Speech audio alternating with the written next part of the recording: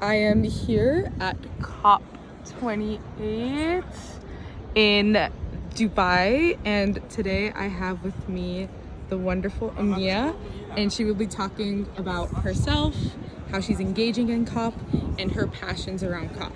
Do you want to start by introducing yourself to everyone? Yes, Sabrina. So my name is Oumnia Anfer. I'm 21 years old from Morocco, Casablanca, and I'm a medical student. I am here at the Contact Point of the Health Working Group of YOUNGO and as an African Youth Climate Hub ambassador. What is YOUNGO and what is Climate Health Youth Ambassadorship? So YOUNGO is the official youth and children constituency to the UNFCCC, the UN in the United Nations Framework Convention on Climate Change, and we are the youth voice here at COP. So we represent every youth, women, children that fall into category of youth and children, and we are participating in negotiations as observers, and we also deliver some statements, and we hold some bilaterals with both parties and UN institutes. We are the one to refer to if you are a youth or a children and you want your voice to be heard here at COP. Amazing. Is this your first time at COP? No, this would be my second time at COP. I participated at COP27 last year. And what do you hope to get out of COP28 this year? Well, I might say, since I'm working on climate change and health, this COP is particularly touching me because we are having the first ever health day, and as the contact point of the YOUNGO Health Working Group, we have been working very closely with the steering committee of the COP28 presidency. We have worked on the inclusion of youth in the Health Day programming, and also for the Climate and Health Declaration that was adopted by some countries and is going to be published tomorrow in the World Climate Action Summit. That's so exciting. Congratulations. Why do you feel that this COP28 is different, and how will you or hopefully see changes around health and climate change? Well, first of all, I might say that just for today, for example, the loss and damage fund was adopted, which is a very huge step for the climate action because it's going to finally help to relieve some developing countries and less developed countries.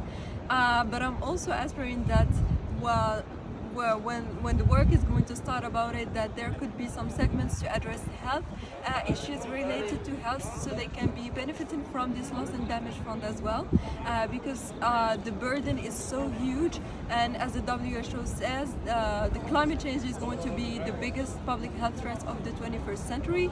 So prioritizing health is not just important for now, but also for the future and the future of our children and grandchildren. Amazing. And how do you bring in your identity in the work that you do, especially here at COP? So I'm both indigenous as an Amazigh, Moroccan, African, Arab. So I kind of have a mix of the identities that I do represent, and I feel very having a duty to bring up their voices to the world. So for example, for my country, Morocco, we are suffering from severe droughts and water scarcity, and that's the case for most MENA countries and African countries. And it's also an increasing heat waves, and just recently we had like some natural disasters like the earthquake that we have on September. So all of this pushes me to lobby more for having like a public health importance and to finance it more.